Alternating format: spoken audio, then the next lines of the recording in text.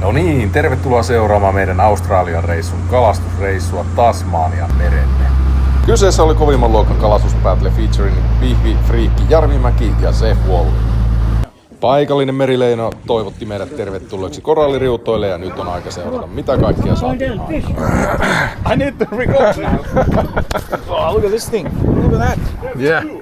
Nice.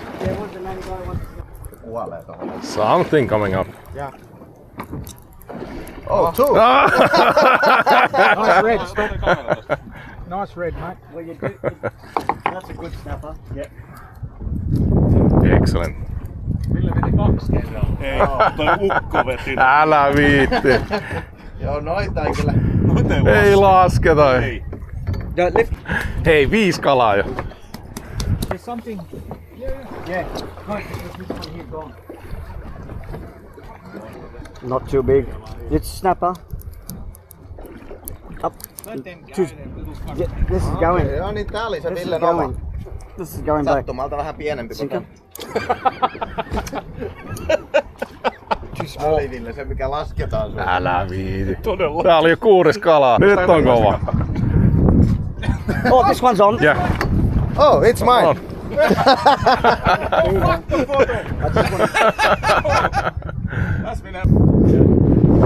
Keep pressure. Hyvää tekemistä I voi. was getting nervous before. No. Doesn't matter. There has to be small ones to be big ones. Hyvä Kalle. Joo. Keep going, keep going.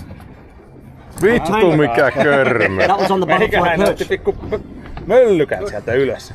I'll remember that. You're having a heart attack. Yeah, this one is Yeah, this yeah. one. Really.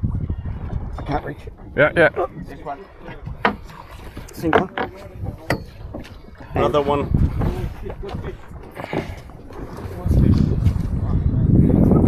Nice. Single. Oh. Okay, all together.